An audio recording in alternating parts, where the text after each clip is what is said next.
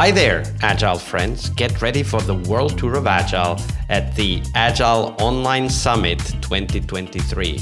You can join us from October 24th to 26th for a global showcase of cutting-edge Agile practices and insights.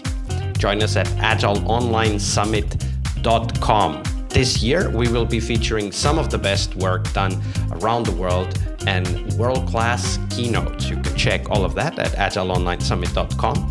But the best part is that your ticket is on us. That's right, it's free to attend and immerse yourself in the world of Agile excellence. Don't miss out on this opportunity to level up your skills and network with peers and industry experts. Mark your calendars and secure your spot at AOS 23 today by visiting agileonlinesummit.com. So get your free ticket or opt for the full digital pass that lets you keep all the conference videos forever and organize, why not, Agile learning sessions at work. You can get the full digital access at agileonlinesummit.com. I'll see you in the conference floor. Hello, everybody. Welcome to our Thursday, Success Thursday here on the podcast, this week with Khwezi Mputa. Hey, Khwezi, welcome back. Hey, everyone. Thanks for having me back. Absolutely. So, Khwezi, on Thursdays, we talk success, and we will in a minute. But before we dive into that, do share with us, what's your favorite retrospective format and why? Vasco, my favorite, and to the listeners, I keep just saying Vasco, my favorite format of all, my favorite retrospective is the Movie Critic Retrospective Format. And the reason being is that using this movie helping teams to use the metaphor of a movie is kind of creative in gently discussing some of the team struggles and hard truths about the previous sprints.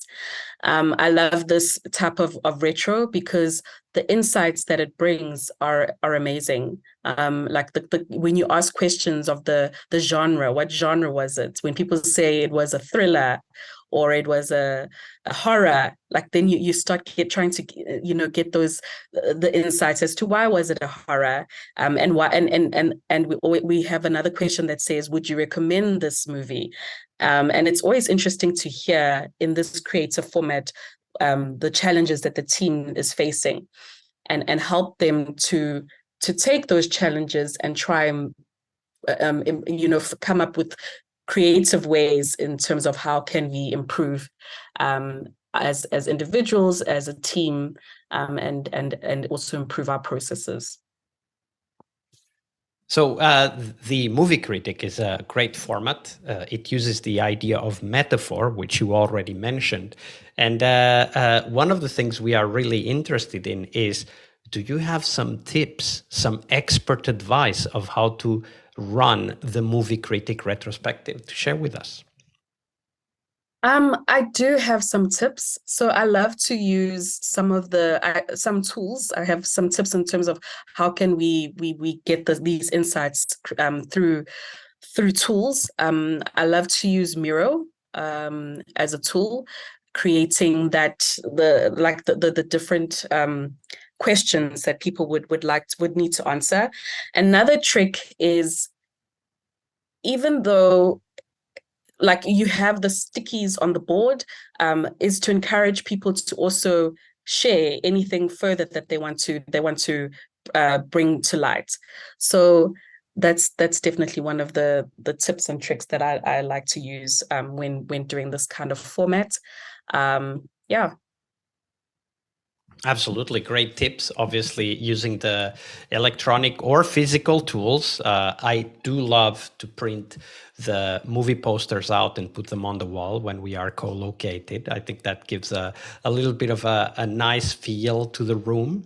Usually, corporate rooms are quite gray or white, whatever the color might be. They are typically monocolor or very few colors. And putting a couple of movie posters up on the wall really livens the room when we do the retrospective there. Of course, only if you're allowed. You never know. Just be careful with that.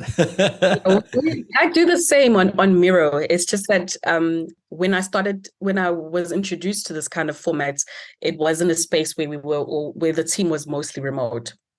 Yeah, absolutely. And many of the listeners will be, of course, still in a full remote environment, which is so common in software companies these days.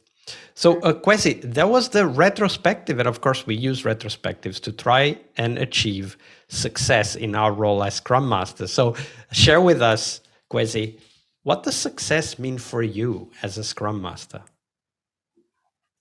That is a very difficult question. Like, what does success mean for me as a Scrum Master?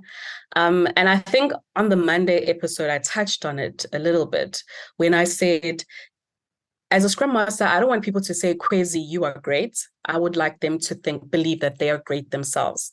And that would be a sign of success for me. Like if I can get people believing and energized and feeling that they are great and delivering great things and inspired and motivated, I think that would be like a place where I could see success. But what is also important is always keeping your stakeholders or your sponsors informed. How do I measure success? I usually use a coaching backlog. So with the teams that I'm working with, I would usually have a coaching backlog that I use, and this also enables me to provide feedback to stakeholders or sponsors, or whoever has brought me into the space.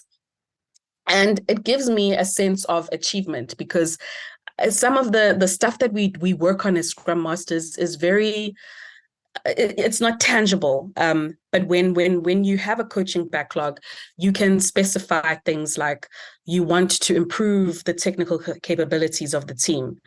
So you then there are things that I can do, or like I can empower myself to understand, to instill within the team. Like I can learn up on paired programming, refactoring, and if I get the team to starting to work in that way, then that's a sign of success. Also getting the feedback from the team. How has the paired programming gone? How has the mob programming gone? So that's just an example of what I like to add onto my coaching backlog. And there's many things that you can add depending on what is happening in the team. But it's a great indicator to show that you are actually succeeding as a Scrum Master. Because for me, it's also important to see where we started from up until the end. So it's kind of like a journey as to where did we start and what improvements have been made from the time we started on this journey up until now. Absolutely. And I think there's a very important aspect to that visualization of the journey that you were just talking about, and getting like reminders of the things that we have achieved, because we're so often focused on what is happening right now and what's the next improvement, that we often forget that there's a legacy of work that has already been done and has left lasting impact that we don't talk about anymore, right? Do you have some tips for us on how to start and maintain, or even how to engage, or who to engage in that maintenance of the coaching backlog that you have?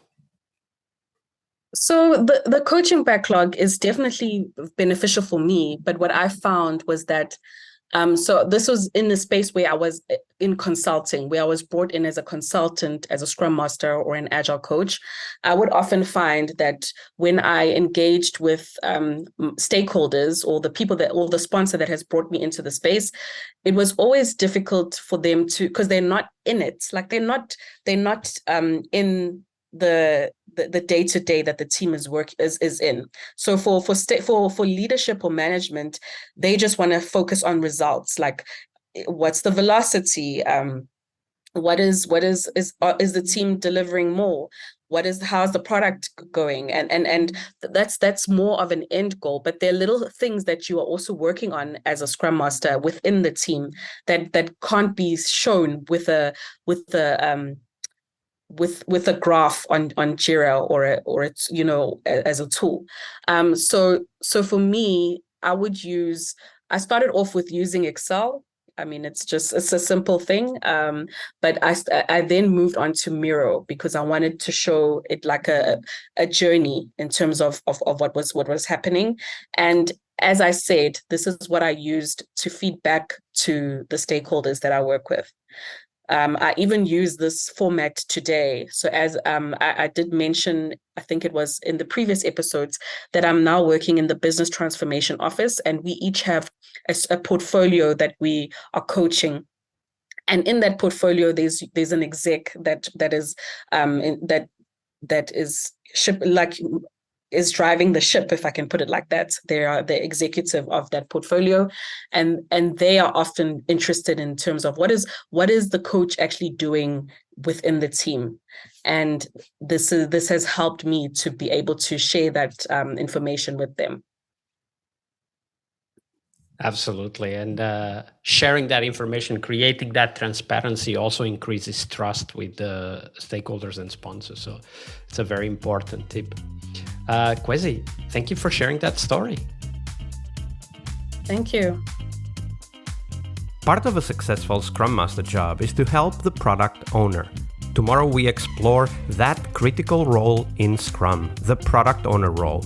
Tune in to learn about product owner anti-patterns, what you can do to help the product owner, and a real-life example of what a great product owner is and what made it so. Tomorrow on our Friday Product Owner episode. See you tomorrow. We really hope you liked our show. And if you did, why not rate this podcast on Stitcher or iTunes? Share this podcast and let other Scrum Masters know about this valuable resource for their work. Remember that sharing is caring.